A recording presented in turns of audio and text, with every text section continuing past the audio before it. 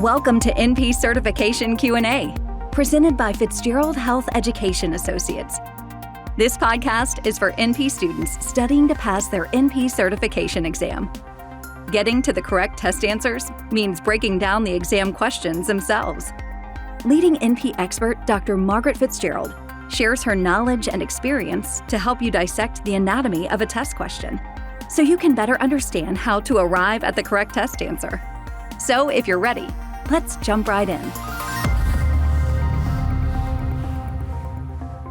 A 72-year-old with a prosthetic aortic valve presents stating, quote, "I was told I have to take a medicine before I have a deep dental cleaning," close quote.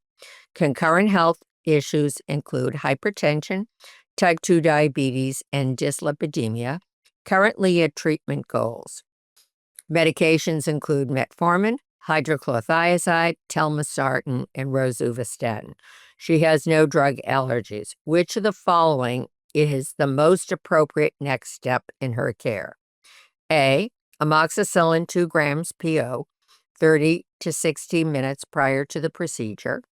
B. Amoxicillin 2 grams PO 1 to 2 hours after the procedure. C. Cephalexin 2 grams PO 30 to 60 minutes prior to the procedure. D. Inform the patient that no antimicrobial prophylaxis is needed during dental care. The correct answer is A. Amoxicillin 2 grams PO 30 to 60 minutes prior to the procedure. Where should we start with this question? Well, first, let's determine what kind of a question it is. And given that we are asked about prescribing, this is a plan/intervention question. First, some background information. Antimicrobial prophylaxis prior to dental and select other procedures is recommended for a group of individuals with risk conditions in order to help prevent infectious endocarditis. And infectious endocarditis, if you'll remember, is an infection of the lining of the heart, the endocardium. It's often abbreviated IE. IE risk factors include select cardiac conditions, including prosthetic cardiac valve, which is what we have with this patient, or prosthetic material used for cardiac valve repair, select congenital heart defects, both repaired and unrepaired, and certain other conditions such as cardiac transplantation. I'm going to refer you to the AHA-IE prophylaxis guidelines for details on the recommendations in congenital heart disease and transplantation, because there's really significant inclusion-exclusion criteria with these situations. Another significant risk is injection drug use that increases the IE risk about 100-fold over the general population. A history of infectious endocarditis, regardless of the cause, also dramatically increases the risk of future episodes, and IE prophylaxis is indicated. And you might be thinking, great, I need to learn then all these inclusion-exclusion criteria. I'm going to roll out a comment that I've only said about 1 million times over teaching review and in these podcasts. Common conditions occur commonly. The NP boards, particularly primary care, like family and adult gero primary care, test the common, not the esoteric. Therefore, if you have an IE prophylaxis question on your boards, it most likely will be focused on prosthetic valves or prior IE history, which in the general public are the two most common reasons to require infectious endocarditis prophylaxis. And when it is indicated, IE prophylaxis is recommended with dental procedures that involve manipulation of the gingival tissue, dental periapical regions, or perforation of the oral mucosa. How can IE present? Well, it can develop either slowly or rapidly, depending on the causative pathogen. And signs and symptoms include fatigue, fever, night sweats, involuntary weight loss, and a new heart murmur. The type of murmur generally reflects which heart valve or valves are infected or involved in the IE disease. In other words, if the aortic valve is involved, then the resulting change in the cardiac exam would most likely be the murmur of mitral regurg. The mitral valve was involved, it would also most likely be the murmur of mitral regurg. I also have another podcast that goes into who qualifies for infectious endocarditis prophylaxis. Now, here's something that you might have noticed in clinical practice, or you might have just heard among family members, friends, or something like that. Years back, more patients qualified for IE prophylaxis. However, over the past decade, in fact, it might be 2 decades now, who gets infectious endocarditis prophylaxis, backed by best evidence, is much shorter list in far fewer people. Here's the other part. Even in the higher infectious endocarditis risk patients, if endocarditis does occur, it has been noted through best evidence that it usually is a result of a minor cut or nicks from daily living that provides the portal to infection. It is not a dental procedure or other procedure. And if you're saying, what the heck do you mean by cuts and nicks from daily living? Somebody cuts their finger slicing vegetables in the kitchen. A person bumps up against something really hard, scrapes their skin, and now they have a portal for bacteria to get in there. At the same time, you'll occasionally encounter a patient with a benign murmur who tells you, I've always been told I needed to take an antibiotic before I went to the dentist.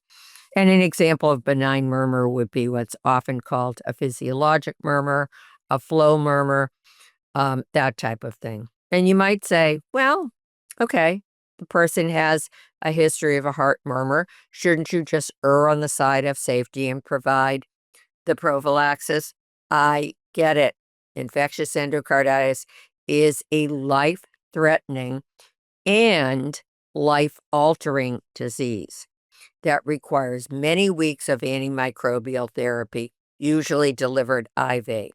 At the same time, all antimicrobial therapy carries risk, including the risk of resistant pathogen development. Antimicrobials are great. They save lives, but should only be used when indicated by best evidence. With that in mind, let's get back to the question, go over the answers. A 72-year-old with a prosthetic aortic valve presents stating, I've been told I have to take a medicine before I have a deep dental cleaning. Concurrent health issues include hypertension, type 2 diabetes, and dyslipidemia, currently at treatment goals. Medications include metformin, hydrochlorothiazide, telmisartan, and rosuvastatin. She has no drug allergies. Which of the following is the most appropriate next step in her care? And by the way, we're given that she is on 1, 2, 3, 4 different meds. None of the antimicrobials mentioned here have any drug-drug interaction potential with her meds. So back to the answer. A, amoxicillin 2 grams PO 30 to 60 minutes prior to the procedure. This is, of course, the correct answer and is the first-line med for IE prophylaxis in the absence of penicillin allergy, which, of course, is the most common scenario. Select oral streptococci species are the most common pathogen in IE if it occurs post-dental work. And where did that strep come from? Came from the mouth. With IE associated with injection drug use, staph species are often implicated. Obviously, that's not what we're talking about here. And with giving it prior to the procedure, the antimicrobial is there to do its magic while the bacteria from the mouth is being forced into the bloodstream. Now, I also want you to just think for a minute. Hopefully, all of us get our teeth cleaned on a regular basis, right? Same thing happens to us. We have bacteria introduced into the bloodstream, but our immune system takes care of it.